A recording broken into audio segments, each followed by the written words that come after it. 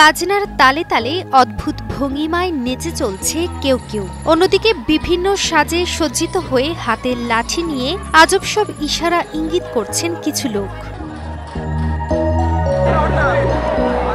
এটি হলো এক আজব খেলা, যেখানে একজন অন্যজনকে নিয়ন্ত্রণ করে বিভিন্ন তন্ত্রমন্ত্রের মাধ্যমে। তবে আশ্চর্যের বিষয় হলো, এলোমেলোভাবে নাচানাচি করা ব্যক্তিগুলো ইচ্ছা করলেও তাকে যে নিয়ন্ত্রণ করছে তার ইশারা বা আয়ত্তের বাহিরে যেতে পারে না কখনো। আর এই অদ্ভুত খেলাকে বলা হয় পাতা খেলা। এখানে মূলত হলো ঢোল বাজালে যখন পাতার কিছু পাতা আসে, কিছু কবরেজ আসে, আবার কিছু রাশির ব্যাপার আছে, যেমন তুলা রাশি পাতা, তারপরে সিংহ রাশি পাতা, তারপরে কন্যা রাশি পাতা থাকে।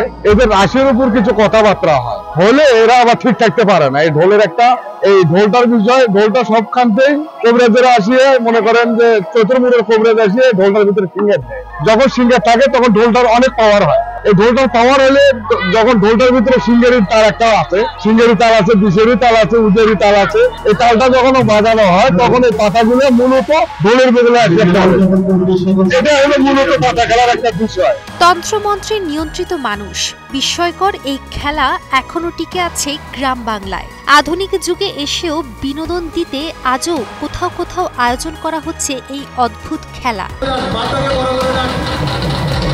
অনেকেই হয়তো জানেন না কিভাবে খেলা হয় এই পাতা খেলা। একটা খোলা মাঠ, চারপাশে দাগ কেটে বানানো হয় ঘর। ঘরের ভিতর বসছেন মন্ত্রে সিদ্ধ কথিত কবিরাজরা। এরপর শুরু হয় ঢোলের বাজনা, আর মন্ত্র পড়ে ডাকতে থাকে পাতা নামের বিশেষ কিছু মানুষকে। এই পাতা খেলার বিভিন্ন ধরনের কবিরাজ বিভিন্ন এলাকা থেকে আমাদের এখানে আসে, বিভিন্ন ধরনের পাতা এবং কবিরাজ যারা এখানে আসে এবং ঢোল বাদল যিনি থাকে, এখানে তাদের কবিরাজি যে মন্ত্রতন্ত্র আছে সেই মন্ত্রতন্ত্রের মধ্যে দিয়ে এখানে পাতা খেলা যায়। যে কবিরাজ যেভাবে পাতাকে তার ঘরে নিয়ে যেতে পারবে, পয়েন্টের ভিত্তিতে এখানে ফাইনাল যেদিন হবে সেদিন পুরস্কারের ব্যবস্থা রয়েছে। এই খেলায় রাশিচক্র অনুযায়ী পাতা হয় তুলা, কন্যা কিংবা সিংহ রাশির মানুষজন। তন্ত্রমন্ত্র শুনেই তারা যেন অজান্তেই চলে আসে কবিরাজদের কাছে। তন্ত্রমন্ত্রবিদ্যার দ্বারা এলে একটা পাতা টানা হয়, তাকে তুলা রাশি কথা বলা হয়। তুলা রাশি পাতা, সিংহ রাশি দ্বারা তাদেরকে আমরা মন্ত্রের দ্বারা মাঠে নামাই, মাঠে নামাই পাতাটা খেলা হয়।